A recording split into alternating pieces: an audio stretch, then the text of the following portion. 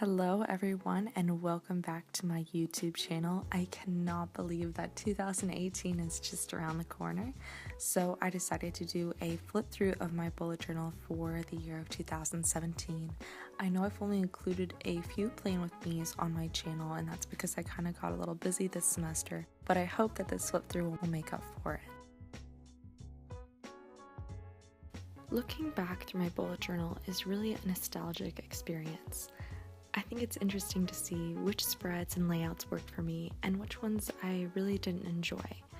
I know that there are a few blank pages and mistakes sprinkled throughout my Moleskine, but I'm really not too upset by them. I don't find that they distract from my really successful pages, and I think that these small hiccups add a lot of character to my year and my layouts. Another reason I leave these pages blank is because I don't think that there's a purpose in going back in and filling them in. Once that week or month has passed, I think it's best to leave those few mistakes or blank spaces alone, because I probably won't look back at them too often. I think it's best to move forward into my new spreads and focus on creating a fresh start and cultivating new ideas. I know that I don't have a lot of habit trackers throughout my journal, but I think that my bullet journal in essence is an entire tracker for how I've grown as a person.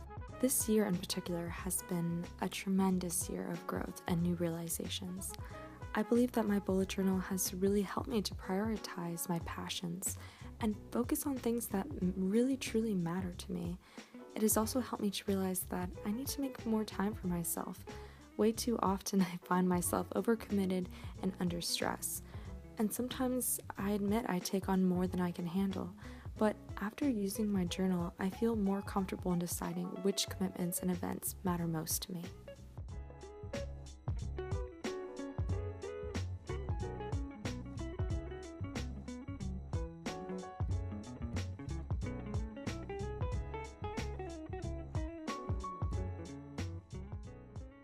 So as I'm doing this flip through, I was thinking about some questions that I've received throughout the year by friends, family members, just about my bullet journal in general. And one question that I keep coming back to is when people ask me, oh, well, how much time does it take to set up your days and to use your handwriting and to come up with a layout?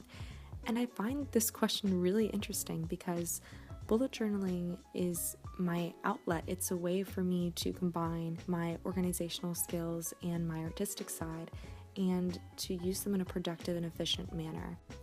So to sum up what I'm trying to say here, I think bullet journaling is putting in what you wish to get out of it. You have to think about how much time you really want to spend in your bullet journal and what purpose you want to use it for. One way to constantly keep the purpose of your bullet journaling in mind is by having a goals page. You can either include this at the beginning of your bullet journal, or you can keep track of it on a month-to-month basis.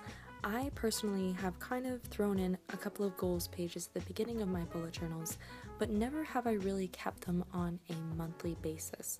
And that's something that I'm really looking forward to for 2018, because I think it's something that I really want to focus on. Now, some things that I found to be very successful in this past bullet journal were probably my calendar page, my brain dump page, and my sketch ideas page. Of those three, I think I really enjoyed the function of the brain dump page because it really is a place where you can just jot down anything you have at the top of your mind, anything that's been bothering you that doesn't fit inside your daily spreads, or just a little note that you want to remember that won't get lost within your daily tasks. Another thing that I really enjoy doing this year in my bullet journal is including these little pictures and visuals that you see throughout my monthly and weekly spreads.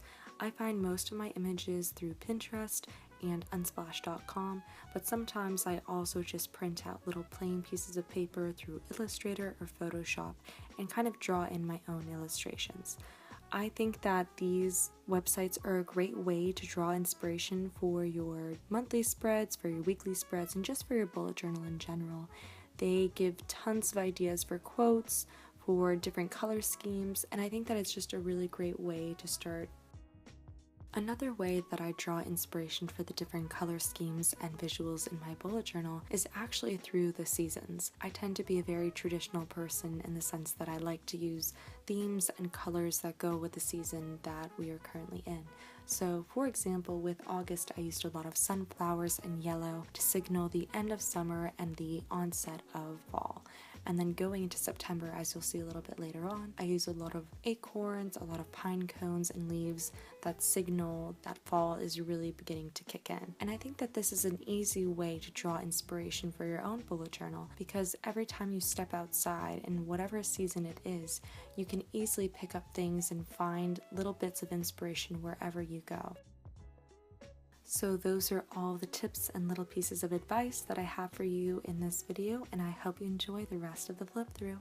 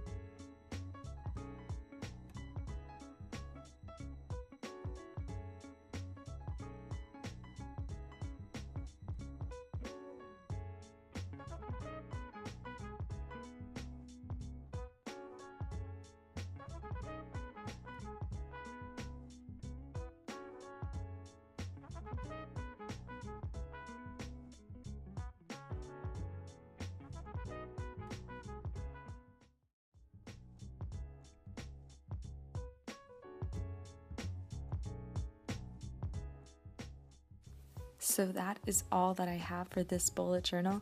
I am so blessed to have started this YouTube channel this year, and I can't wait to begin some new videos and really continue my spreads into the new year.